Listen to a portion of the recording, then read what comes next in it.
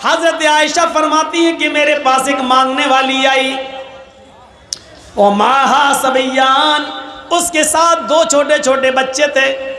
मेरे पास एक मांगने वाली आई, उसके साथ 2 छोटे छोटे बच्चे थे। बुखारी शरीफ की हदीस के अल्फाज हैं। और आकर कहने लगी शैअन लिल्लाह, अगर घर में खाने पीने को कुछ हो तो दे दो, मेरे बच्चों ने कई दिन से खाना नहीं खाया है। हजरत आयशा फरमाती है मेरे पास एक खजूर था, एक खजूर, बुखारी में एक खजूर, और मुस्लिम में भी हदीस आई है लेकिन उसमें 3 खजूर का जिक्र है। मेरे पास एक खजूर था, ये तो बुखारी में, मेरे पास 3 खजूर थे, ये मुस्लिम शरीफ में। मेरे पास 1 या 3 खजूर थे, मैंने उसको रख दिया था। अल्लाह के नबी आएंगे, भूखे होंगे तो मैं उनको दे दूंगी, वो खजूर खा के पानी पी लेंगे। मेरी माँ बहनें सुन रही हो, 1 खजूर था, मैंने उसको उठाकर रख दिया। ये औरतें थी उस जमाने की, एक एक खजूर को कायदे से रखना जानती थी। तुम तो अपने जहेज के बर्तन नहीं रख पाती हो, अपने माँ की तरफ से मिला हुआ सामान भी हिफाजत नहीं कर पाती हो। तुम तो अपने जहेज के सामान को कैसे चुन चुन के रखा जाए ये भी तुम्हें तरीका नहीं मालूम। 1 खजूर, अम्मी आयशा कहती है कि मैंने उसको अल्लाह के नबी के लिए रख दिया था। शौहर की तड़प देखिए, शौहर की खिदमत देखिए, खुद नहीं खा रही हैं, भूखी हैं, लेकिन शौहर की पहले फिक्र हो रही है। वो खजूर मैंने उठाई और वो खजूर उठाकर मैंने उस औरत को दे दिया। ले, मेरे पास इस खजूर के अलावा कुछ नहीं है। ये वाकया सुन लीजिए मेरे भाइयों, बड़ा दिलचस्प है। जैसी उस मांगने वाली को मैंने वो खजूर दिए, उस मांगने वाली ने अपने दोनों छोटे छोटे बच्चों के सर पे हाथ रखा और उस खजूर के 2 टुकड़े कर दिए, बीच से गुठली निकाली और गुठली को फेंक दिया और उस खजूर के 2 टुकड़े कर दिए। एक आधा टुकड़ा इस बच्चे को दे दिया और आधा इस बच्चे को दे दिया। बुखारी शरीफ के अल्फाज, खुद कुछ नहीं खाई, उन बच्चों को पानी पिलाती है और खुद पानी पीती है और चल देती है। लेकिन रुकिए थोड़ा, ये तो बुखारी से मैंने बता दिया, थोड़ा सा सब्र कीजिए, मुस्लिम का भी बता दूं। मुस्लिम में कि मैंने 3 खजूर उसको दे दिए, मेरे पास 3 थे, मैंने तीनों खजूरें उसको दे दी। उस औरत ने 1 खजूर इस बच्चे को दे दी, 1 खजूर इस बच्चे को दे दी और 1 खजूर अपने लिए रख ली कि मैं खा लूं। उन बच्चों ने अपनी अपनी खजूरें खा ली। औरत के पास जो खजूर थी वो जैसे ही मुंह पे लेके गई, वो खजूर खाना चाहती थी माँ, उन बच्चों की माँ खजूर अपने मुंह तक ले गई कि दोनों बच्चे अपने माँ की खजूर पर झपट पड़े। अम्मी ये भी दे दो, मुझे भूख लग रही है, अम्मी अभी भूख लग रही है। माँ ने अपने होठों के पास से वो खजूर वापस कर दी, अपने दांतों के करीब से वो खजूर वापस कर दी। उसको अपने बच्चों पर रहम आ गया और उसने अपनी खजूर के 2 टुकड़े कर दिए, आधा टुकड़ा इस बच्चे को दे दिया और आधा इसको, यानी हर एक को 1.5 मिल गया। माँ ने खुद कुछ नहीं खाया, पानी पिया और चल दी। थोड़ी देर के बाद जब अल्लाह के नबी घर में तशरीफ लाए, थोड़ी देर के बाद जब अल्लाह के नबी सल्लल्लाहु अलैहि वसल्लम घर में तशरीफ लाए तो हजरत आयशा ने पूरा वाकया बयान कर दिया। अल्लाह के नबी ने कहा, आयशा क्या उस औरत को तुमने अपनी आंखों से देखा है? हाँ मैंने देखा है। आय आयशा, आयशा सोच लो, उस औरत को आपने अपनी आंख से देखा है? हाँ देखा है। आयशा क्या उसको तुमने 3 खजूरें दे दी थी? हाँ मैंने तीनों दे दी थी। आयशा क्या उसने 2 खजूरें दोनों बच्चों को दे दी और 1 खजूर अपने खाने के लिए रख ली? हाँ। बच्चे उसकी खजूर पर झपट पड़े? हाँ। उस औरत ने अपने खजूर के भी 2 टुकड़े कर दिए और आधी आधी अपने बच्चों को दे दी? हाँ। आयशा क्या उस औरत ने खुद कुछ नहीं खाया? कहा नहीं। आयशा तुम्हें क़यामत के दिन अल्लाह के दरबार में गवाही देना पड़ेगी। आयशा जिस औरत ने अपने पेट पर पत्थर बांध लिया हो और अपने बच्चों को परवरिश किया हो, पाला हो, पोसा हो और उसको खिला पिला के परवान चढ़ाया हो और ख़ुद भूखी रह गई हो। उसने अपनी भूख पर बच्चों की भूख को तरजीह दी हो, खुद भूखी रहकर बच्चों को पाला हो। आयशा वजबत अलैहल जन्ना, वजबत अलैहल जन्ना, वजबत अलैहल जन्ना। उस औरत ने जन्नत वाजिब कर ली, उस औरत ने जन्नत वाजिब कर ली। वो औरत जन्नती है, वो औरत जन्नती है। मेरी माँ बहनों, तुम्हारे पेट में लड़की है, तुमने अल्ट्रासाउंड में चेक कराया और पता चला कि लड़की है, तुम तो अपने पेटों के बच्चों को मार डालती हो।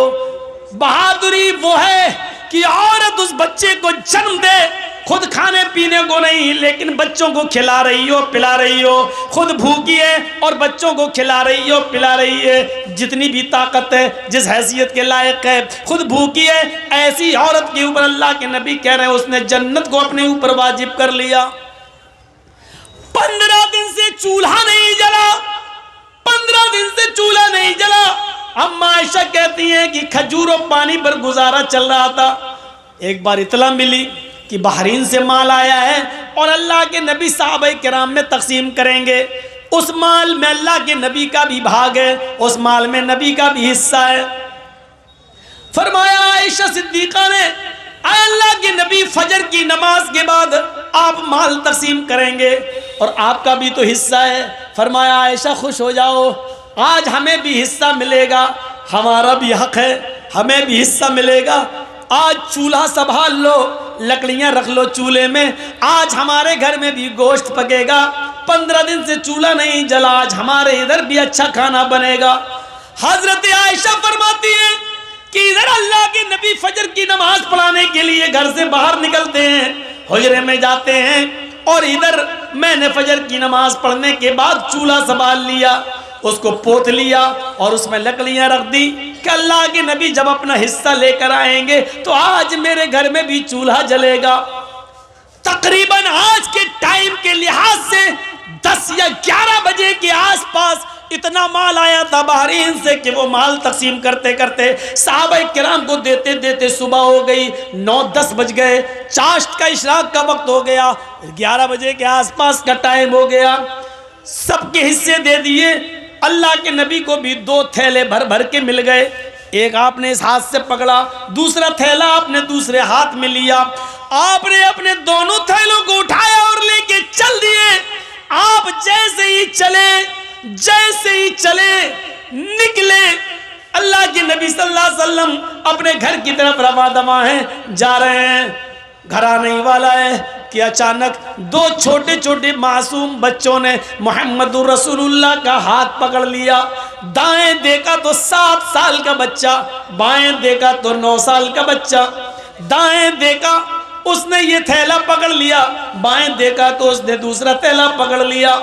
दाएं नजर डाली, 7 साल का बच्चा कहता है अल्लाह के नबी मेरे बाप नहीं है, इंतकाल हो गया है और मेरी माँ ने दूसरी शादी कर ली है। मेरा दूसरा बाप आया, वो मुझे अपना बेटा नहीं मानता है। आज 7-8 दिन हो गए, मेरी माँ ने और मेरे बाप ने मुझे रोटी का एक लुकमा नहीं दिया। आपने बाएं नजर डाली तो 9 साल का बच्चा कहता है अल्लाह के रसूल मेरे बाप है लेकिन मेरी माँ नहीं है। मेरे बाप ने दूसरी शादी कर ली, मेरी दूसरी जो माँ आई वो मुझे अपना बेटा नहीं मानती है। एक की माँ नहीं है, एक का बाप नहीं है। एक कह रहा अल्लाह के रसूल मेरे बाप नहीं है, माँ ने दूसरी शादी कर ली, जो आदमी मेरे घर में आया वो बेटा नहीं मानता। दूसरा कहता अल्लाह के रसूल मेरी माँ नहीं है, मेरा बाप है, मेरे बाप ने दूसरी शादी कर ली, मेरी जो दूसरी अम्मी आई वो मुझे अपना बेटा नहीं मानती। मेरे घर में भी 7-8 दिन से चूल्हा नहीं जला। अल्लाह के रसूल के आंखों में आंसू आ गए, ज़ारो कितार रोने लगे। दाएं देखते हैं 7 साल, बाएं देखते हैं 9 साल। आपने ये थैला इस बच्चे को दे दिया, दूसरा थैला आपने दूसरे बच्चे को दे दिया, जाओ ले जाओ। अल्लाह के नबी सल्लल्लाहु अलैहि वसल्लम उन दोनों यतीम बच्चों को घूर घूर कर देखने लगे और वो थैला ले जाकर बड़े खुश थे।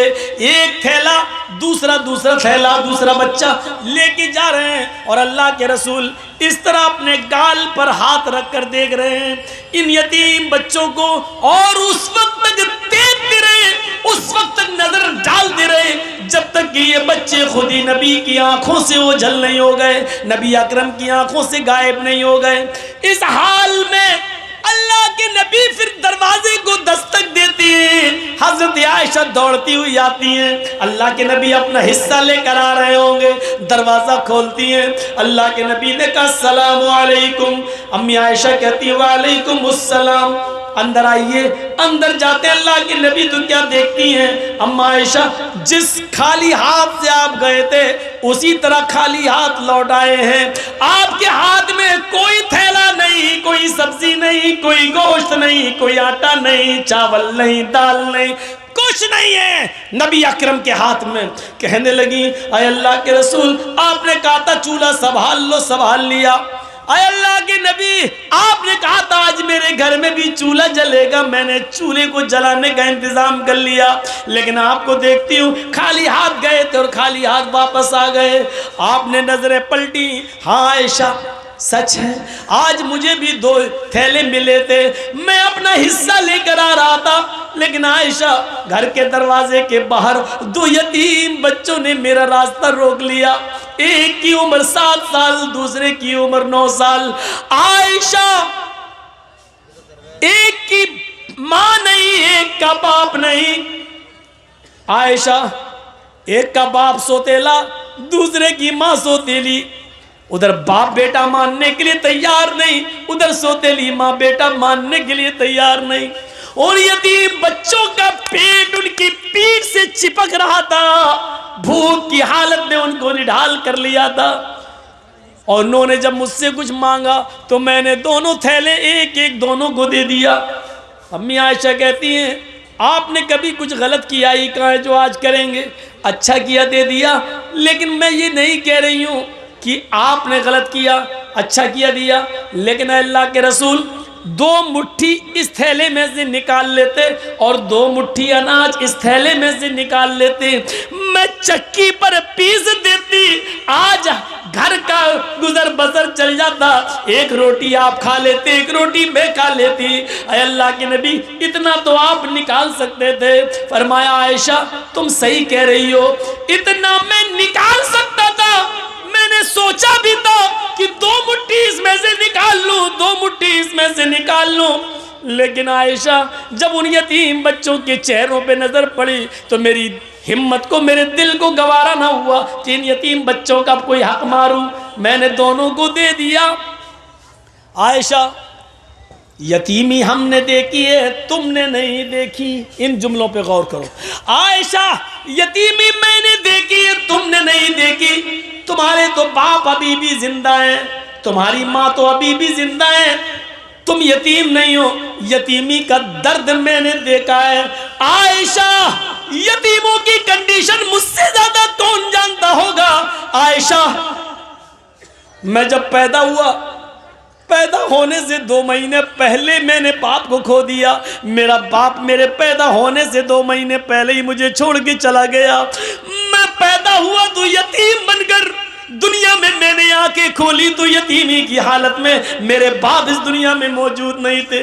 और जब मेरी उम्र 6 साल की हुई, मेरी माँ मुझे अपनी माँ यानी नानी के घर लेके गई। जब मैं मदीना से यसरफ से लौट के आ रहा था, 6 साल की उम्र थी, तो मकामे अबुआ पर मेरी माँ पहुंची जो मक्के आ रही थी। रास्ते में मकामे अबुआ पर पहुंची और कहती है बेटे तुम बार बार अब्बू को पूछते हो, अब्बू अब्बू, सबके अब्बू है, मेरे अब्बू कहाँ हैं? आओ आज मैं तुम्हें तुम्हारे अब्बू को दिखाती हूँ। मेरी माँ मुझे मेरे बाप की कब्र पर ले गई।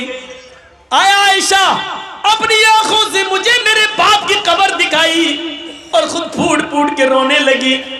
मैं भी अपने बाप की कब्र को खोद नहीं सकता था, उसका चेहरा नहीं देख सकता था। मैं अपने बाप की जुदाई में रो रहा था। पीछे पलट के देखता हूँ तो मेरी माँ बेहोश पड़ी है। जब मैं अपने माँ के सीने पर बैठ गया, उठाने लगा अम्मी अम्मी, तो मेरी माँ उठने की पोजीशन में नहीं थी।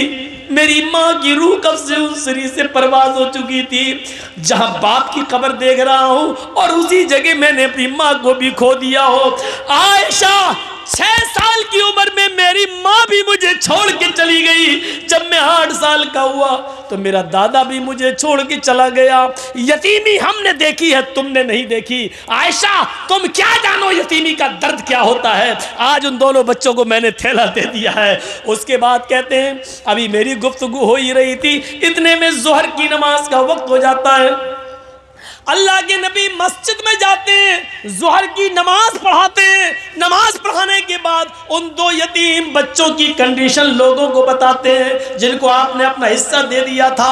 यतीमों के हुकूक बताते हैं, यतीमों के फ़ज़ाइल बताते हैं, यतीमों की परवरिश का ऐलान करते हैं।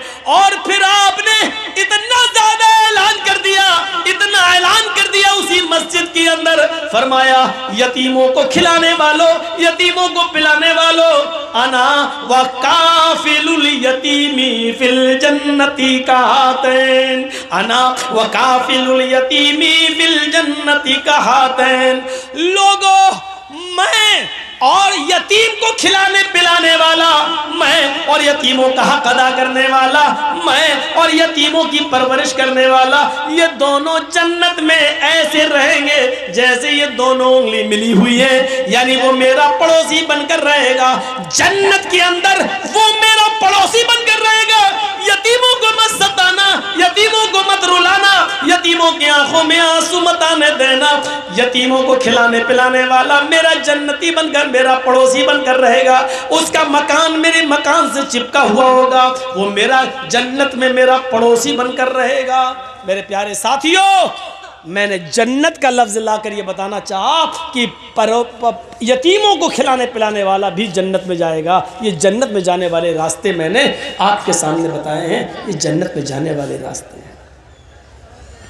जिनके छोटे छोटे बच्चे मर जाते हैं, किसी का 1 महीना का, 2 महीने का, 1 साल का, 2 साल का, 7 साल तक जो बच्चे मर जाते हैं, इंतकाल कर जाते हैं, छोटे छोटे बच्चे, 10 साल का भी उसमें शामिल हो जाता है, क्योंकि 10 साल के बाद फिर नमाज किसी भी हाल में माफ़ नहीं है। तो 10 साल से पहले पहले का जो मामला वो बच्चों में शुमार किया जाता है कि जिसके छोटे छोटे बच्चे इंतकाल कर जाते हैं और उसने अपने बच्चों के इंतकाल पर सब्र किया, तो सिगारुहुम दामीसुल जन्ना, इन छोटे छोटे बच्चों की रूहें जन्नत में बेरोक टोक घूमती और टहलती रहती हैं, जहाँ जाना चाहें चलती रहती हैं, फिरती रहती हैं। क़यामत का दिन होगा, मैदाने महशर में हिसाब किताब हो रहा होगा। हिसाब किताब हो जाने के बाद अल्लाह कहेगा जन्नतियों तुम जन्नत के अंदर चले जाओ, है जहन्नमियों तुम जहन्नम के अंदर चले जाओ। जन्नती जन्नत के किनारे पर और जहन्नमी जहन्नम के किनारे खड़े होंगे।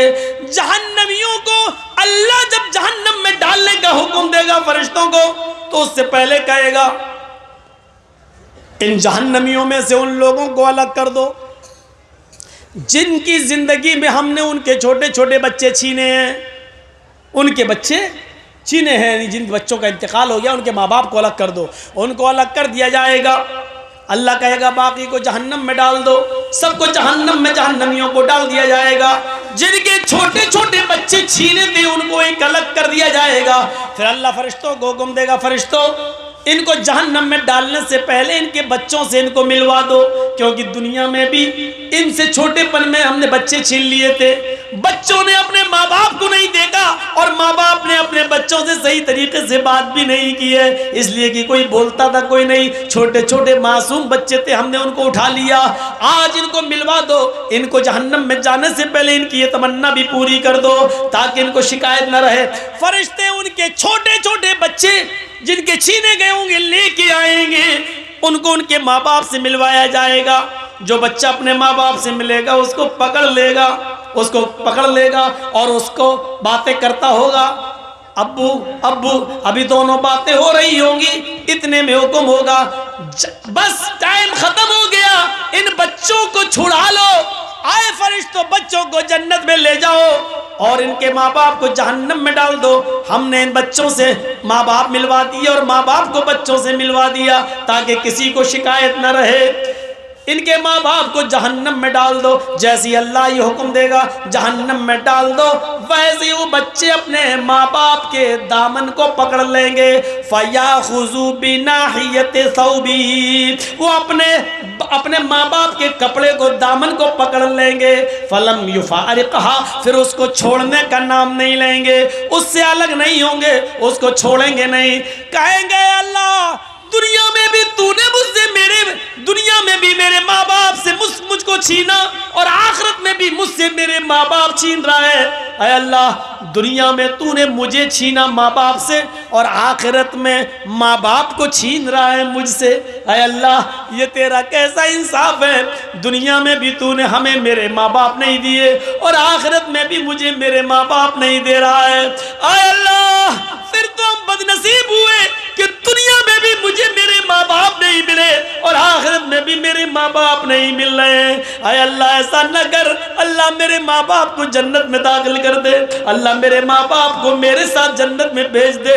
गैब से आवाज आएगी, आए फरिश्तों मैंने छोटे छोटे बच्चों की इस्तिदा को, इनकी गुजारिश को मैंने कबूल कर लिया है। आए फरिश्तों इनकी दुआ को मैंने सुन लिया है, इन छोटे छोटे बच्चों की बात को मैंने मान लिया है। आए फरिश्तों इन बच्चों को इनके साथ छोड़ दो, और आए छोटे छोटे मासूम बच्चों अपने माँ बाप की उंगली पकड़ो, और तुम अपने माँ बाप को हाथ पकड़ के अपने साथ जन्नत के अंदर ले जाओ। यहाँ पर भी जन्नत का लफ्ज आ गया, यानी जो बच्चे सिग़्र सिन्नी में छोटे छोटी हालत में उठा लिए जाते हैं, और जिनके माँ बाप ने अपने बच्चों के इंतकाल पर सब्र किया, रोए नहीं, गला फाड़ फाड़ के बयान कर करके रोए नहीं, मातम नहीं किया, और सीना नहीं पटका, और बाल नहीं नोचे, बल्कि अल्लाह ने जब उनके बच्चों को उठाया तो अपने बच्चों के इंतकाल पर, मौत पर उन्होंने सब्र किया। कहा अल्लाह की अमानत थी, अल्लाह ने ले लिया।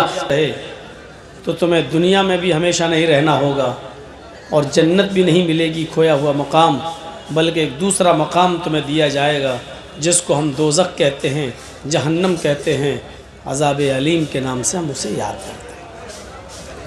इतनी लंबी एक तमहीद का मकसद ये है कि हम और आप इस दुनिया में सिर्फ़ उस मकाम को पाने के लिए आए हैं जिस मकाम से हमारे बाप आदम और हव्वा को निकाला गया था। वो मकाम क्या है? उन्हीं मकामात का और उन्हीं बातों का ज़िक्र आज मैं करूँ। कुरान की जो आयतें मैंने आपके सामने पढ़ी हैं, अल्लाह ताला इन आयात के अंदर भी उन्हीं जन्नती लोगों के औसाफ बयान कर रहा है। क़द अफ़लहल मोमिनून, वो मोमिन कामयाब हो गए, वो मोमिन कामयाब हो गए। अल्लज़ीना हुम फ़ी सलातिहिम ख़ाशिऊन, जो अपनी नमाज़ों में खुशू और खुज़ू इख्तियार करते हैं, अपनी नमाज़ों को बड़ी संजीदगी के साथ खुशू और खुज़ू के साथ अदा करते हैं। नमाज पढ़ना एक अलग चीज़ हो गई, नमाज में भी खुशू और खुज़ू होनी चाहिए। वल्लज़ीना हुम अनिल लग़्व मुअरिज़ून, जो लग़वियात से, लहू और लइब की बातों से दूर रहते हैं, लग़वियात से परहेज़ करते हैं। वल्लज़ीना हुम लिज़्ज़काति फ़ाइलून, और हमने उनको जो माल दिया है, जो रिज़्क़ दिया है, जो दौलत हमने उनको दी है, वो अपने माल की पूरी पूरी ज़कात अदा करते हैं। वल्लज़ीना हुम लिफ़ुरूजिहिम हाफ़िज़ून, और वो मोमिन भी कामयाब हो गए जो अपनी शर्मगाहों की हिफाजत करते हैं। मर्द हों या औरतें, सबके लिए बराबर अहकाम है। वल्लज़ीना हुम लिफ़ुरूजिहिम हाफ़िज़ून, वो मोमिन भी कामयाब व कामरा हो चुके जो अपनी सतर की, अपनी शर्मगाहों की हिफाजत करते हैं। इल्ला अला अज़वाजिहिम औ मा मलकत अयमानुहुम फ़इन्नहुम गैरु मलूमीन, अपनी बीवियों को छोड़कर और अपनी लौंडियों को छोड़कर,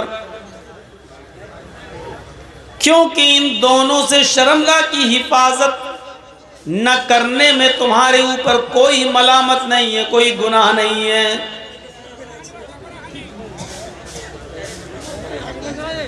फमन इब्तगा वराअ ज़ालिका फउलाइका हुमुल आदून। अपनी बीवी और लौंडी को छोड़कर अगर कहीं और तुमने अपनी शर्मगाह का इस्तेमाल किया, अपनी शर्मगाह को गलत रास्ते में गलत जगह पर यूज किया, फउलाइका हुमुल आदून, तो यही लोग सरकश हैं, हद से गुजर जाने वाले हैं, यही लोग अल्लाह की नाफिज करदा हुदूद को क्रॉस कर रहे हैं, यही लोग बागी हैं, यही लोग सरकश हैं। वल्लज़ीना हुम लिअमानातिहिम व अहदिहिम राऊन। और वो मोमिन भी कामयाब हो चुके हैं जो अमानतों का पासो लिहाज रखते हैं, जिसकी अमानत है उस तक पहुंचाते हैं, अमानतों में खयानत नहीं करते। व अहदिहिम राऊन, और अपने अहद व पैमान की, अपने वादे की खिलाफ वर्जी नहीं करते, अपने अहद व पैमान पर कायम रहते हैं, अपनी जबान पर कायम रहते हैं।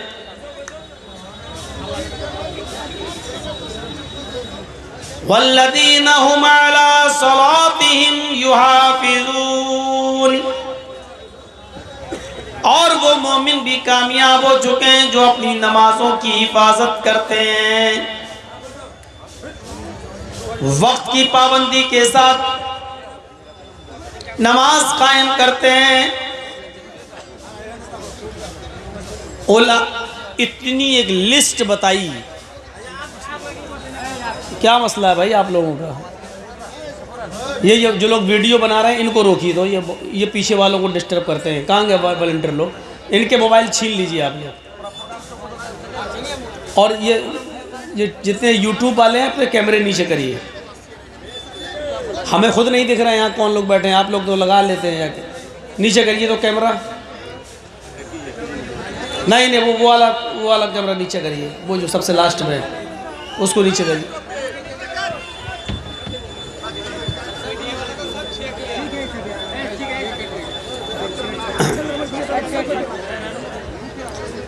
चलिए अब तकरीर मेरी दूसरे हिसाब की हो रही है, इनको कुछ मिलेगा भी नहीं। अब जब तक बंगाल के चुनाव नहीं हो जाते हैं मुझे कुछ बोलना ही नहीं है।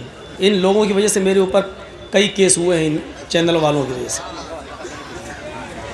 ये मोदी के साथ, योगी के साथ ऐसे एडिट करके हमें डालते हैं कि इनकी वजह से केस हो रहे हैं हमारे ऊपर। कुछ दिनों के बाद पाबंदी लगाना, कोई भी यूट्यूब चैनल वाला नहीं आएगा हमारे यहाँ।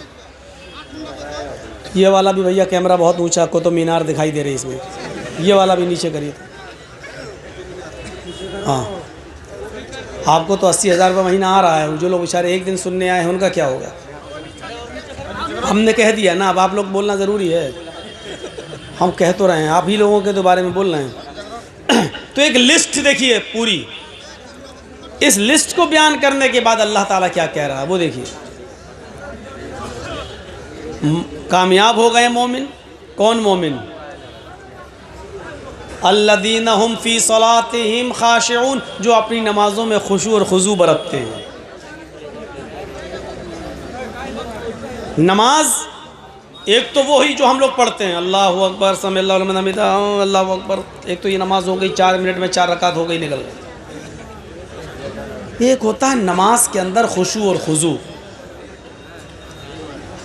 आपका दिमाग, मस्तिष्क एक ही जगह लगा हुआ है, सजदे की जगह पर आप देख रहे हैं, और पूरा जहन और दिल और दिमाग सिर्फ उन आयतों पर और उन दुआओं पर लगा रहे हैं जो आपकी मुंह से निकल रहा है, उसके माना और मतलब को आप समझ रहे हैं।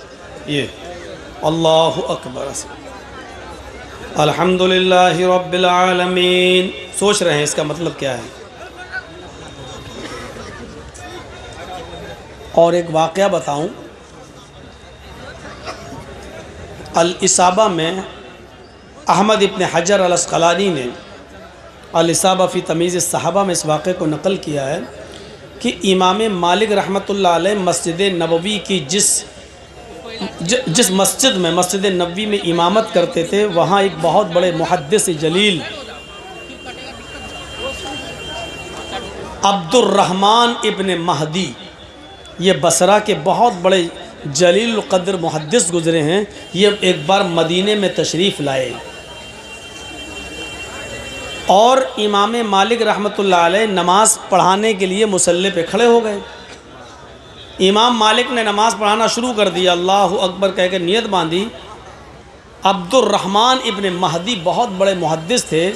इन्होंने अपने कंधे पर एक चादर थी, इन्होंने उस चादर को कंधे से हटाया और आगे रख लिया। नमाज़ पढ़ रहे थे, आगे रख लिया। जैसे हम लोग होते हैं, कभी कभी चश्मा उतारा, डिब्बी में पैक करके आगे रख दिया, या कोई गमछा अमछा हुआ तो उसको निकाला और आगे रख दिया और अल्लाह अकबर कह के खड़े हो गए, नमाज़ पढ़ने लगे। ऐसे ही अब्दुर्रहमान इब्न महदी ने एक जो चादर थी उनके पास, वो उन्होंने आगे रख दी और नमाज़ पढ़ने लगे। जब इमाम मालिक रहमतुल्लाह अलैह ने नमाज़ पढ़ाकर सलाम फेरा तो मुक्तदी उनको देख रहे हैं, अब्दुर्रहमान इब्न महदी को। ये इन्होंने क्या किया? कौन है ये आदमी? हमारी मस्जिद के हालात से वाकिफ़ नहीं है, अहले मदीना से वाक़फ़ियत नहीं रखता। नमाज की हालत में इसने अपने कंधे की चादर को ज़मीन पर अपने आगे रख दिया और नज़रें उठा उठा कर इमाम मालिक को देखने लगे, गोया कि उनकी आंखें शिकायत कर रही थी कि इस आदमी की वजह से मेरी नमाज में डिस्टर्ब हो गया है। इन्होंने अपनी चादर नमाज पढ़ते में अपने आगे डाल दी और हमारी नज़रें उस चादर पर पड़ गईं, यानी इनकी वजह से हमारी नमाज में डिस्टर्ब हुआ। थोड़ी देर के बाद इमाम मालिक रहमतुल्लाह अलैह ने हुक्म दिया कि इस आदमी को पकड़ो और कैद खाने में डाल दो, इस आदमी को पकड़ो और जेल में डाल दो। सिर्फ इतनी सी बात पर कि उन्होंने नमाज़ पढ़ी और ये चादर उठाई और आगे रख दिया। अल्लाह हुआ, ये सिर्फ चादर आगे थी, कहाँ डाल दिया? जेल में। शाम होने से पहले पहले इमाम मालिक रहमतुल्लाह अलैह को पता चलता है कि जिस आदमी को मैंने जेल में डलवाया है वो कोई मामूली आदमी नहीं है, वो अपने शहर बसरा का बहुत बड़ा मुहद्दिस है, हदीसों का जानकार है, कुरान और हदीस का बहुत बड़ा आलिम है। इमाम मालिक रहमतुल्लाह अलैह ने कैद से लाने का हुक्म दिया कि उस आदमी को छोड़ दिया जाए और मेरे सामने पेश किया जाए। शाम होने से पहले पहले उनको कैद खाने से निकाला जाता है और इमाम मालिक रहमतुल्लाह अलैह के सामने उनको पेश किया जाता है। इमाम मालिक रहमतुल्लाह अलैह उनसे कहते हैं, क़द अहदस्ता फ़ी मस्जिदिना शैअन मा नारिफ़ुहु, तुमने आज एक नई चीज़ हमारी मस्जिद के अंदर ईजाद कर दी है, तुमने एक नया तरीक़ा मेरी मस्जिद के अंदर निकाल दिया है जिसको हम में से कोई नहीं जानता। आज तक पूरे मदीना में किसी ने अपने नमाज पढ़ते हुए अपने आगे कोई चीज़ नहीं रखी, कोई चीज़ नहीं रखी, और तुमने चादर रख दी अपने सामने। तुमने नमाजियों की नजर को अपनी तरफ मुतवज्जो कर लिया, मशगूल हो गए लोग तुम्हारी चादर देखने पर।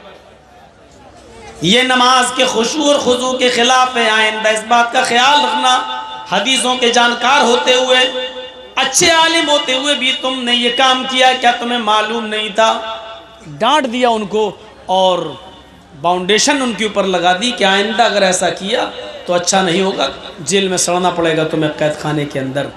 अब आप देख लीजिए, हमने मोबाइल निकाला आगे रख दिया, हमने रुमाल निकाला आगे रख दिया, कोई चीज़ है हमने अपने आगे रख दी और अल्लाह अकबर ऐसे नमाज़ पढ़ने लगे। तो मैं ये कहना चाहता हूँ, हालांकि बहुत सी चीज़ें आगे रखी जाती हैं, आप मैदान में हैं तो सुतरा आगे रखेंगे, अगर आप नमाज़ पढ़ रहे हैं कोई लाठी वगैरह या कोई चीज़ सुतरा कोई चीज़ आप बनाएंगे, लेकिन मेरे भाइयों नमाज के खुशू और खुजू का अहतमाम इतना ज़्यादा था कि इमाम मालिक रहमतुल्लाह अलैह ने सिर्फ चादर को आगे डालने के एवज़ में उस आदमी को कैद खाने में डाल दिया, अब्दुर्रहमान इब्न महदी। तो नमाज में खुशू और खुजू होना चाहिए। अल्लाह के नबी सल्लल्लाहु अलैहि वसल्लम तो ये बताते हैं कि ताबुदल्लाह कान्नका तरा फ़इन लम तकुन तरा फ़इन्नहु यराक। जब अल्लाह की इबादत करो तो इस तरह करो गोया कि तुम अल्लाह को देख रहे हो। और अगर ये तसव्वुर न कर सको तो ये समझ लो, ये तसव्वुर अपने अंदर पैदा ज़रूर कर लो कि हम नहीं देख रहे लेकिन वो हमें ज़रूर देख रहा है। जब तुम ये तसव्वुर करोगे कि अल्लाह हमें देख रहा है तो यकीनन उस नमाज को अच्छी तरीके से खुशू और खुजू के साथ पढ़ने की कोशिश करोगे। तो एक लिस्ट यहाँ बयान कर दी गई है, क़द अफ़लहल मुमिनून अल्लज़ीना हुम फ़ी सलातिहिम ख़ाशिऊन। वो मुसलमान, वो मोमिन कामयाब हो गए जो अपनी नमाजों में खुशू और खुजू बरतते हैं। वल्लज़ीना हुम अनिल लग़्वी मुअरिज़ून, और जो लग़वियात से, झूठ से, गीबत से, चुगली से, बदतमीजी से, हसद से, कीने से, बुग़्ज़ से, इनाद से, दुश्मनी, एक दूसरे के खिलाफ षड्यंत्र रचने से जो पाक साफ रहते हैं, जो लघु कामों से दूर रहते हैं, बेहुदा चीज़ों से, बेहुदा कामों से दूर रहते हैं, वो मोमिन भी कामयाब हो गए हैं। वल्लज़ीना हुम लिज़्ज़काति फ़ाइलून, जो अपने माल की पूरी पूरी ज़कात अदा करते हैं, अपने माल की पूरी पूरी ज़कात देते हैं, एक पैसा भी उसमें कमी नहीं करते हैं, गरीबों का हक अदा करते हैं, पूरी पूरी माल की ज़कात देते हैं, ये मोमिन भी कामयाब हो गए हैं। वल्लज़ीना हुम लिफ़ुरूजिहिम हाफ़िज़ून, और जो अपनी शर्मगाहों की हिफाजत करते हैं, शर्मगाह की हिफाजत करते हैं। इसके दो माना हैं, एक तो ये कि अपनी शर्मगाह को अपनी बीवी और लौंडी के अलावा कहीं इस्तेमाल ना किया जाए, और एक शर्मगाह की हिफाजत का माना ये है कि इतने बारीक और टाइट कपड़े न पहने जाएं कि जिससे जिस्म नुमाया हो, नजर आ जाए। वल्लज़ीना हुम लिफ़ुरूजिहिम हाफ़िज़ून इल्ला अला अज़वाजिहिम अव मा मलकत अयमानुहुम फ़इन्नहुम गैरु मलूमीन फ़मन इब्तग़ा वराअ ज़ालिका फ़उलाइका हुमुल आदून। बीवी को छोड़कर, बीवी के अलावा, लौंडी के अलावा अगर कोई शख्स अपनी शर्मगाह को कहीं और इस्तेमाल कर रहा है तो ये हद से आगे बढ़ा हुआ है, सरकश है, नाफरमान है। और फिर लिस्ट अभी जारी है। वल्लज़ीना हुम लिअमानातिहिम, अमानतों में पासो लिहाज, अमानतों का ख्याल रखते हैं, अमानतों में खयानत नहीं करते। अमानत सिर्फ माल की नहीं होती है। आपने हमारे पास 1000 रुपया रखा, साहब 15 दिन के बाद मैं आऊँगा, हमें दे देना, और हमने 15 दिन के बाद आपका 1000 रुपया आपको लौटा दिया, बस ये है अमानत। लेकिन सिर्फ अमानत पैसों की और मालो दौलत ही की नहीं होती है। अगर आपके पास कोई शख्स आया और कोई किसी काम का मशवरा मांग रहा है तो मशवरा भी देना और अच्छा मशवरा देना भी अमानतदारी है। अल मुस्तशारु मुअ्तमिनुन, मशवरा देने वाले को अमानतदार होना चाहिए, अमानतदार। किसी के बारे में भी अगर आप मशवरा दे रहे हैं किसी को तो अमानतदारी के साथ, बहुत पास और लिहाज रखना है अमानतदारी का। वो अहदिहिम, और अपने अहद व पैमान को, अपने वादे को पूरा करते हैं, ज़बान के पक्के रहते हैं। हज़रत अब्दुल्ला इब्ने उमर के इंतकाल का वक्त करीब आया तो मरज़ुल मौत में कह रहे हैं कि फ़ला नौजवान को बुलाओ, फ़ला नौजवान को बुलाओ। लोगों ने बताया कि वो काफ़ी दूर रहता है, वहाँ तक जाने में 2-3 दिन लग जाएंगे, वहाँ से आने में 2-3 दिन लग जाएंगे, 1 हफ्ता पूरा चला जाएगा। पता नहीं 1 हफ्ते के अंदर अंदर आप सही होते हैं, अल्लाह को प्यारे हो जाएंगे।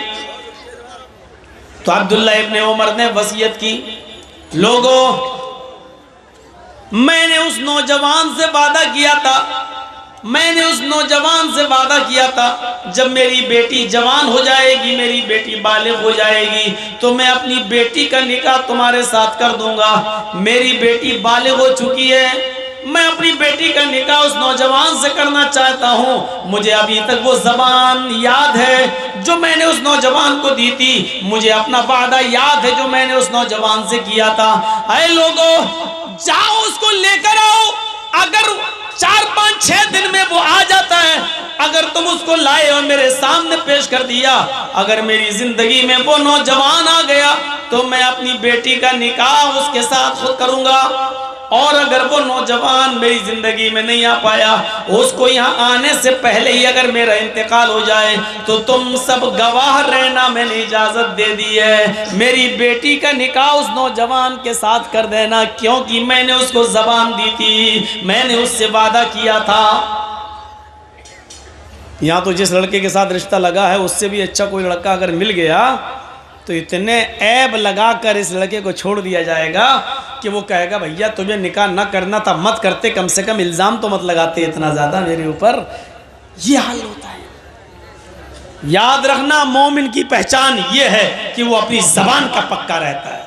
वल्लज़ीना हुम लिअमानातिहिम व अहदिहिम राऊन। लिस्ट गिनते जाइए, गिनते जाइए। जो नमाज के पाबंद रहते हैं, खुशू खुजू बरतते हैं, लग़वियात से दूर रहते हैं, ज़कात की पाबंदी से अदायगी करते हैं, शर्मगाह की हिफाजत करते हैं, अमानतों का ख्याल रखते हैं और वादे पर कायम रहते हैं, अहदो पैमान जो पूरा अहदो पैमान पर पूरा उतरते हैं। इसके बाद एक चीज़ और, वल्लज़ीना हुम अला सलातिहिम युहाफ़िज़ून, और जो अपनी नमाजों की हिफाजत करते हैं। ये लिस्ट में ये चीज़ भी शामिल है, नमाजों की हिफाजत। एक तो ये हुआ कि कोई मैच आ रहा है, चलो देख लें बाद में पढ़ लेंगे, ज़ोहर निकल गई, 3 बजे मैच ख़त्म हुआ, अब पढ़ रहे हैं ज़ोहर, जानबूझ कर टाइम निकाला आपने। मुस्नद अहमद के अंदर अनस इब्न मालिक का एक वाक़या नकल किया गया है। उमर इब्न अब्दुल अजीज़ के ज़माने में हज़रत अनस इब्न मालिक जब उमर इब्न अब्दुल अजीज़ का दौर आया तो अनस इब्न मालिक कभी कभी उनके पीछे नमाज पढ़ लिया करते थे और कभी पहले मस्जिद में नमाज पढ़कर निकल जाया करते थे और उनके पीछे नमाज नहीं पढ़ते थे, जबकि अमीर की इताअत करना ज़रूरी होता है। लेकिन हज़रत अनस कभी पहले नमाज पढ़ लेते थे और कभी उनके साथ पढ़ते थे। लोगों ने शिकायत की, खलीफा उमर इब्न अब्दुल अजीज़ अनस पर नज़र डालो, अनस इब्न मालिक पर, कभी कभी वो आपके पीछे नमाज पढ़ते हैं और कभी पहले पढ़ के निकल जाते हैं, मुझे डर लगता है कहीं एक फितना खड़ा ना कर दें, जमात के अंदर इंतशार पैदा ना करते हैं, ये इख्तिलाफ की एक दीवार ना उठा दें। उमर इब्न अब्दुल अजीज़ ने हज़रत अनस को बुलाया और हज़रत अनस को बुलाने के बाद उनसे पूछा, कभी मैं तुम्हें मस्जिद में अपने पीछे नमाज पढ़ते हुए देखता हूँ और कभी देखता हूँ कि तुम मुझसे पहले भी नमाज पढ़ के निकल जाते हो, कभी कभी तुम मेरे पीछे नमाज नहीं पढ़ते हो, तुम्हारे दिल में क्या वो मैं जानना चाहता हूँ। आखिर पहले नमाज पढ़ने का क्या मकसद है जब नमाज होना ही होती है, और मुझे नमाज पढ़ाना है तो मेरे पीछे ना पढ़ के तुम पहले नमाज पढ़ के क्यों निकल जाते हो। तो अनस इब्न मालिक ने जो जवाब दिया उसको गौर से सुनिए, मुस्नद अहमद की जिल्द 6 के अंदर ये आज तक लिखा हुआ है।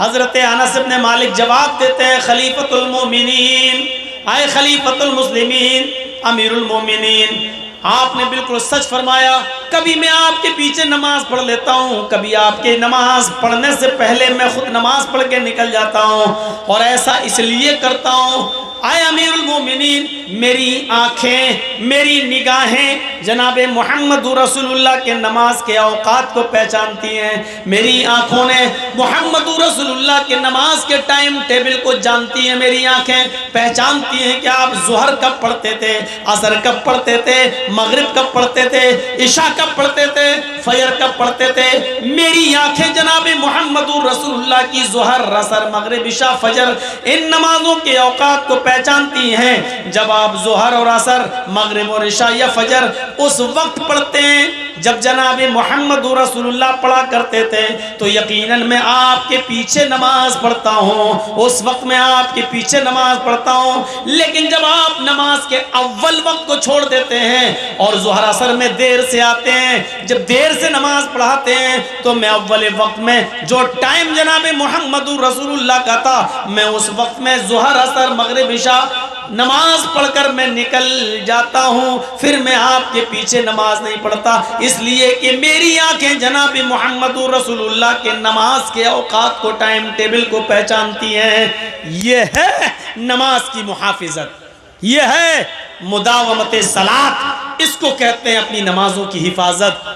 3 बजे पढ़ ली, असर की नमाज 4:30 बजे पढ़ रहे हैं, मगरिब की नमाज मगरिब और इशा के बीच में पढ़ रहे हैं। क्या कर रहे थे सब? कैरम बोर्ड खेल रहा था, थोड़ा सा बाकी था, सोचा पूरा खेल लूँ उसके बाद में जाऊँगा नमाज पढ़ा।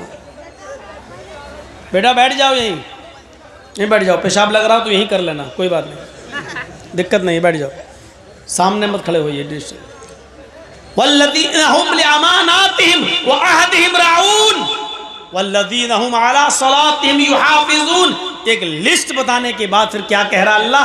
उलाइका हुमुल वारिसून अल्लज़ीना यरिसूनल फिरदौस हुम फ़ीहा खालिदून। यही वो लोग हैं जो वारिस हैं। उलाइका हुमुल वारिसून, यही लोग मालिक हैं, यही लोग वारिस हैं। किसके वारिस हैं? अल्लज़ीना यरिसूनल फिरदौस, जन्नतुल फिरदौस के वारिस हैं। यानी ये काम करने वाले कहाँ जाएंगे? जन्नतुल फिरदौस में। हम फ़ीहा खालिदून, फिर वहाँ से कभी नहीं निकाले जाएंगे, हमेशा जन्नत के अंदर रहेंगे। ये है वो रास्ते जिस रास्तों पर चलने के लिए हमें इस दुनिया में भेजा गया है। इन रास्तों पे चलिए और उस मकाम को पा जाइए जिस मकाम से आपके बाप आदम को और आपकी माँ हव्वा को निकाला गया है। दुनिया में इन्हीं रास्तों पे चलाने के लिए अल्लाह ताला ने हमें इस दुनिया में भेजा है, ताकि खोया हुआ मकाम हम दोबारा पा जाएं। 18,000 का 20,000 का एंड्रॉयड मोबाइल लेकर उल्टी सीधी चीज़ें देखकर जहन्नम तो खरीद रहे हैं। यानी जहन्नम, और वो भी पैसा दे देकर हम जा रहे हैं, पैसा खर्च भी कर रहे हैं जहन्नम में जाने के लिए, लेकिन जन्नत बिना पैसों के मिल रही है, लेकिन हम उस जन्नत की तरफ नहीं लपकते।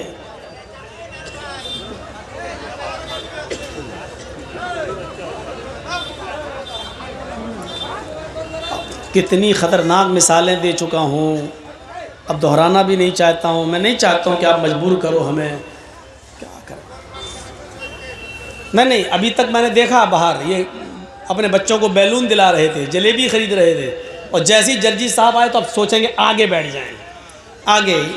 ये भी कम नहीं है, अब कम क्या, अब बोल नहीं पा रहा हूँ, तो माइक में बोल दूंगा अभी तो यूट्यूब, और ये लोग उसी को कट कर लेंगे। देखो मौलाना जर्जीस क्या बोले, तो उतने हिस्से को डाल देंगे। हमें इनसे ज़्यादा डर लगता है चैनल वालों से।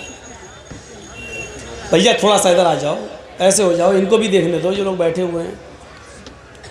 वैसे भी इतना आप ही लोगों की नज़र लगी है मेरे ऊपर जो इतना मोटा हूँ, देख रहे हो।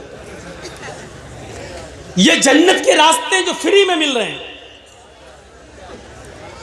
देखिए जन्नत कितनी आसान है।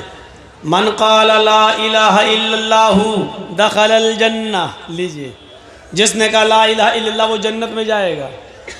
कितना पैसा खर्च हो रहा है, उड़ते बैठते चलते फिरते ला इलाहा इल्लल्लाह पढ़ने में, हमें क्या लग रहा है? जन्नत मिल रही है, बैठे बैठे मिल रही है, लेकिन नहीं चाहिए। अच्छा, ला इलाहा इल्लल्लाह कह देने से जन्नत मिल जाएगी? तब तो महात्मा गांधी भी कहता था, अम्बेडकर भी कहते थे। इसलिए शर्त लगा दी बुखारी में, मन क़ाल ला इलाहा इल्लल्लाहु सिद्क़न लिल क़ल्बि दखलल जन्नह। जिसने ला इलाहा इल्लल्लाह का सिद्क़, दिल से, दिल की गहराई से, सच्चे दिल से, ला इलाहा इल्लल्लाह का माना क्या? अल्लाह के अलावा कोई माबूद नहीं। जिसने दिल से माना कि अल्लाह के अलावा कोई माबूद नहीं, और दिल से इस बात की गवाही दी, और दिल से जो गवाही देगा वो कभी पलटेगा नहीं, हमेशा अल्लाह ही की इबादत करेगा। तौहीद का मामला कोई किराना मर्चेंट की दुकान नहीं है, नेता लोगों की दुकान नहीं है। मुसलमानों के स्टेज पे आए तो टोपी लगा ली, मंदिर में पहुंच गए तो टीका लगा लिया। ये तौहीद है, तौहीद। यहां आपको सिर्फ एक अल्लाह ही के सामने अपना सर झुकाना पड़ेगा, सिद्क़ दिल से। जिसने कहा ला इलाहा इल्लल्लाह, अल्लाह के अलावा कोई माबूद नहीं, वो जन्नत में जाएगा। एक हदीस के अंदर अल्लाह के नबी ने फरमाया, मम्माता ला युशरिकु बिल्लाहि शैअन दखलल जन्नह। जो इस हाल में मरा कि वो अल्लाह के साथ किसी को शरीक नहीं करता था, वो जन्नत के अंदर जाएगा। यानी मरते दम तक वो किसी गैर के पास आस्ताने पे नहीं जाता था। मस्जिद में आया तो कहा इय्याका नअबुदु व इय्याका नस्तईन, अल्लाह तेरी ही इबादत करते हैं और तुझसे ही मदद तलब करते हैं। अभी मस्जिद में कहा उसने, घर पे गया तो बीवी बोली 4 साल शादी को हो गया, अभी तक बच्चा नहीं हो रहा। देखो हमारी पड़ोसन फला बाबा के पास गई थी, देखो बच्चा हो गया। चलो मस्जिद में जा के थक गए हो, अब एक बार अरे हमारी पड़ोसन जिस बाबा के पास गई थी उसी के पास हम भी चलते हैं। और गया बाबा के पास, बाबा तेरे दर पे आया हूं तो झोला झोली भर के जाऊंगा वरना मर के जाऊंगा। जो इस हाल में मरा वो नहीं, अल्लाह भी राजी रहे, रहमान भी और खुश रहे शैतान भी, ये नहीं चलेगा। सिर्फ अल्लाह से मदद तलब करते हैं। अल्लाह मैं तेरी ही इबादत करता हूं और तुझसे ही मदद तलब करता हूं, यह है तौहीद।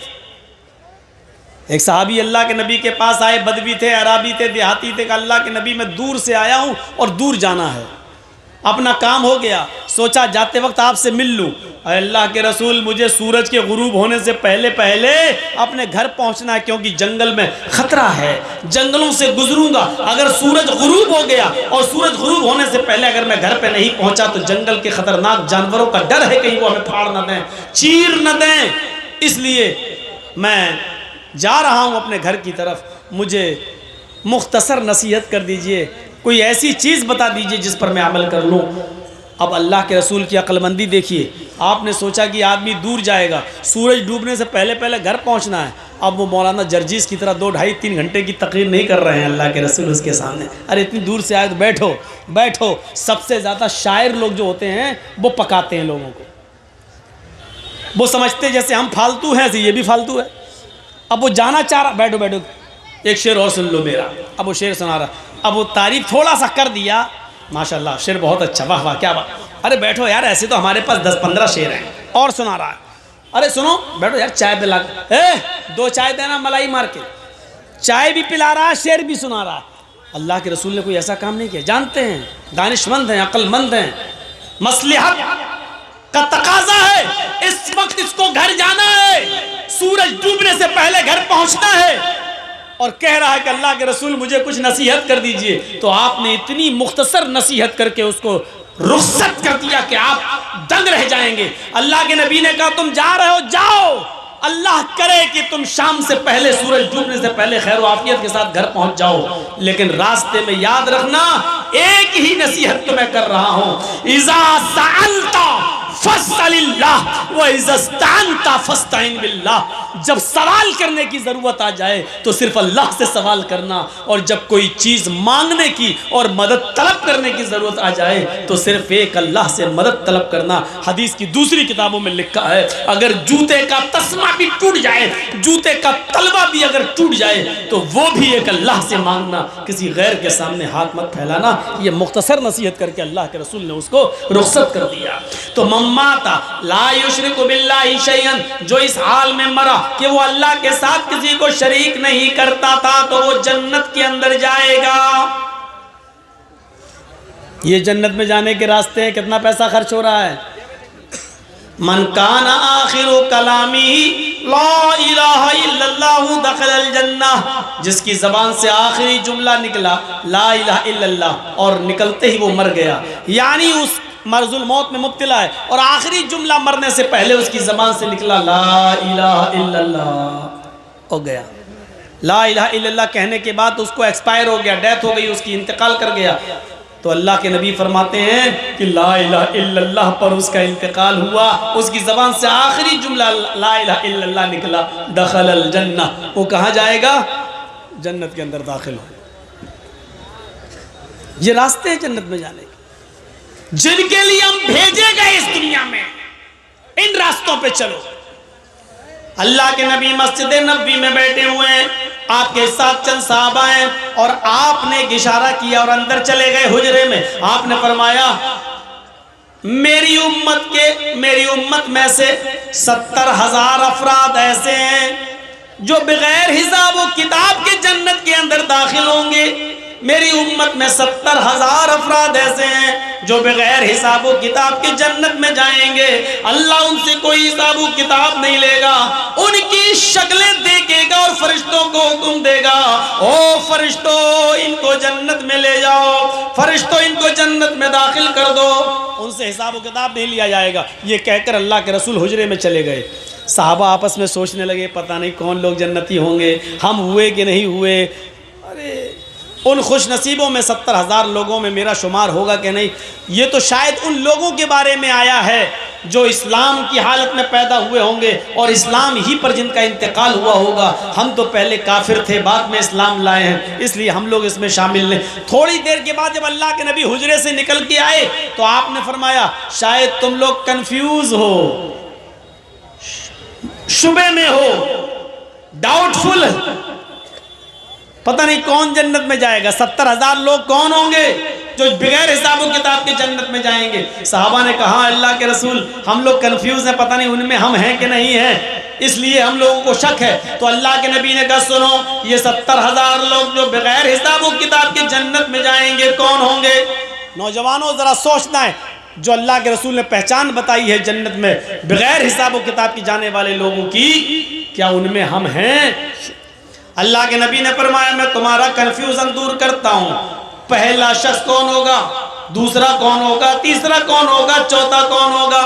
अल्लाह के नबी फरमाते हैं कि बगैर हिसाब किताब के जन्नत में जाने वाले लोगों में पहला आदमी होगा अल्लज़ीना हुम ला यततय्यरून वला यक्तऊन वला यस्तरकून वअला रब्बिहिम यतवक्कलून। बुखारी शरीफ की हदीस के अल्फाज हैं। अल्लाह के नबी फरमाते हैं पहला शख्स वो होगा जन्नत में जाने वालों में जिसका कोई हिसाब किताब नहीं लिया जाएगा। अल्लज़ीना हुम ला यततय्यरून, जो बदशगुनी नहीं लेता होगा, बुरा फाल नहीं लेता होगा। बदशगुनी, बदशगुनी जानते हैं? आज कौन सा दिन है? मंगल। हमने कोई काम किया, बुध से लेकर सोमवार तक बहुत प्रॉफिट हुआ, मेरा कारोबार खूब कामयाब हुआ, लेकिन जैसे ही मंगल का दिन आया मुझे 1-2 लाख का नुकसान हो गया। चलो कारोबार है, कभी घाटा कभी नुकसान लगता है। फिर हमने बुध से काम शुरू किया, फिर सोमवार तक बहुत फ़ायदा हुआ, फिर दूसरा मंगल आया, फिर 1-2 लाख का नुकसान हो गया। ये माइक आवाज़ क्यों कर रहा सिटी वाला? तरफ से घेरा हुआ बॉक्स का कैसे पाएगा? भैया इतना तो ख्याल रखो, ये माइक ही नहीं चलेगा तो फिर क्या होगा? माइक को तो माइक को साफ दिया, उसका पावर टेप मार दिया उसको। अब बताइए, इन लोगों की वजह से बहुत दिक्कत होती है। माइक में टेप मार। देखिए कि ये कैसा लग रहा है, लग रहा है जैसे औरतों के जो बाल होते नहीं है, बिल्कुल उलझे हुए, बिल्कुल ऐसा लग रहा है। माइक का टेप से छपा हुआ। चलिए ठीक है, आपका कोई कुछ फिर नुकसान हो गया। अब देख रहे हैं ये है तो बदशगुनी। फिर काम शुरू किया, तीसरा मंगल आया, फिर 1-2 लाख का नुकसान। चला मैं मंगल को काम ही नहीं करूंगा, मंगल ही को मेरा नुकसान होता है, मंगल का दिन मनहूस दिन है, बस आज के बाद मंगल को मैं काम ही नहीं करूंगा। अब हम पूरा हफ्ता काम करते हैं, सिर्फ मंगल छोड़ देते हैं, ये है बदशगुनी। नहीं मंगल नहीं आज नहीं करें, क्यों? नुकसान हो जाएगा, ये है बदशगुनी।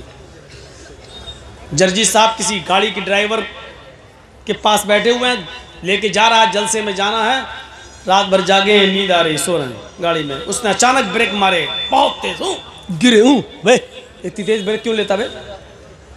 क्या हुआ? वो बिल्ली रास्ता काट गई। क्या हुआ? 2 मिनट के बाद चलेंगे साहब, अभी नहीं जाएंगे। क्यों? बिल्ली रास्ता काट गई। अरे कुछ नहीं होता, चलो ना।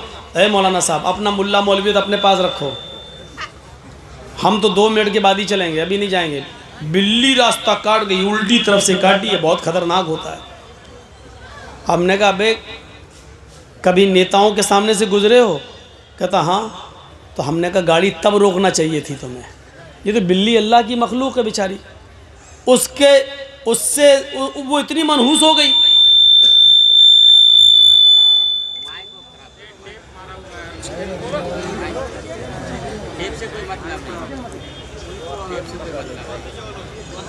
क्या समझ में नहीं आता। अच्छा, ये तो और भी जगह लगते हैं, हम तो 20 साल से तकरीरें कर रहे हैं, सिर्फ आज ही थोड़ी आवाज़ आ रही है। तो वही हटा दो भैया, कौन सा है टेप, और टेप खोलेंगे तो सब खुल जाएगा। अच्छा सुनो, तो रास्ता ही काटना था या गाड़ी को रोकना ही था, तो ये बड़े बड़े नेता जब रास्ता काटते तब रोकना चाहिए गाड़ी। ये कमीने इन लोगों ने मनहूस कर दिया, हाँ तो नहीं, बिल्ली ने रास्ता काटा तो रोक दिया। हाजी साहब हज करने जा रहे थे, वापस आ गए घर, बीवी ने कहा क्या हुआ, कि बिल्ली रास्ता काट गई, बिल्ली रास्ता काट गई। ये है बदशगुनी लेना। तो जो बदशगुनी नहीं लेते होंगे, पहली चीज। दूसरी चीज पे नजर डालिएगा, वला यक्तऊन, जो अपने जिस्म को दगवाते नहीं होंगे। एक होता दागना, दागा जाता है जिस्म पर, एक होता है वो बड़ी नोक वाली चीज़ से लेकर अपना नाम लिखना या किसी और का नाम लिखवाना, और इस तरीके से लिखवाना कि फिर वो साबुन आबुन से भी धुलता नहीं है, मिटता नहीं है, दगवाना। पढ़िए अल मकतबा शामिला फतावा दायमा फतावा कमेटी के फतवे को, शेख सालेह अल उसैमीन का फतवा देखिए। जो लोग अपने जिस्म को दगवाते हैं, ये दागना, लड़के ने लड़की का नाम लिख लिया, लड़की ने लड़के